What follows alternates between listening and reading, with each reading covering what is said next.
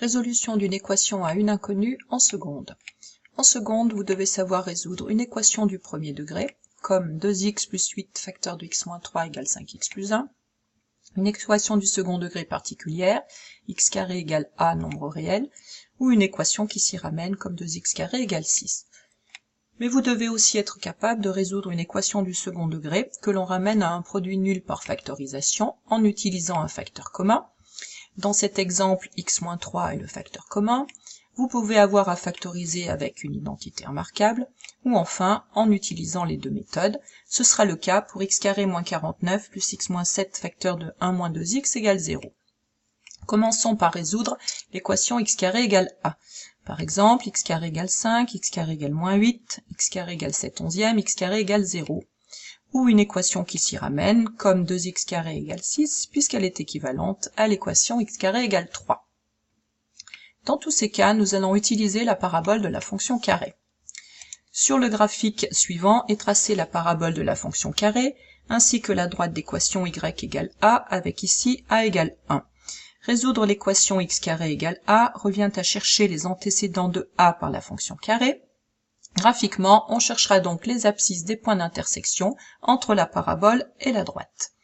On remarque que si petit a est strictement positif, par exemple a égale 1, ou a égale 2, etc., voire même a égale 0,7, 0,6, la parabole et la droite ont deux points d'intersection, ce qui veut dire que l'équation aura deux solutions, les nombres moins racine carrée de a et racine carrée de a.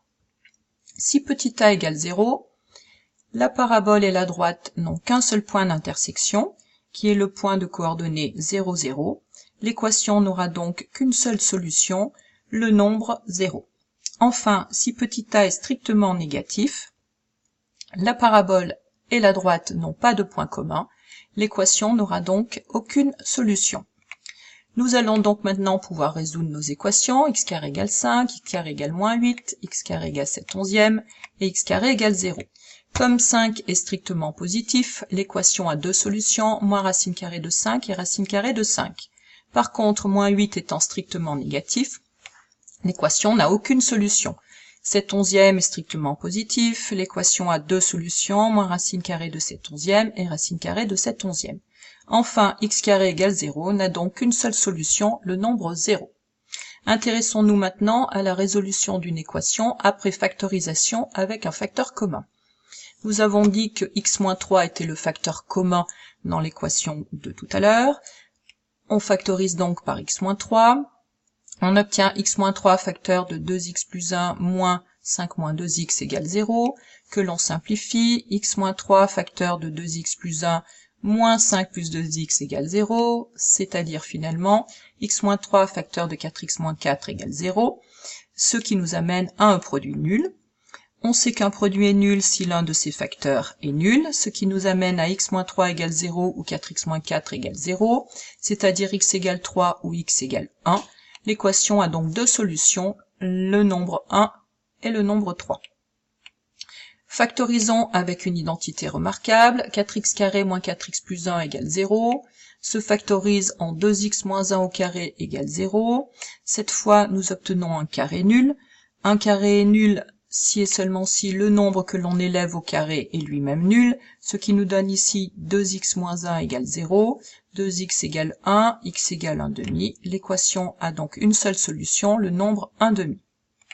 Et pour terminer, le cas où nous devons mêler les deux techniques de factorisation, x carré moins 49 est une identité remarquable qui se factorise sous la forme x moins 7 facteur de x plus 7. On voit donc apparaître le facteur commun x moins 7. On se retrouve dans la situation précédemment expliquée. La factorisation est donc x moins 7 facteur de x plus 7 plus 1 moins 2x égale 0.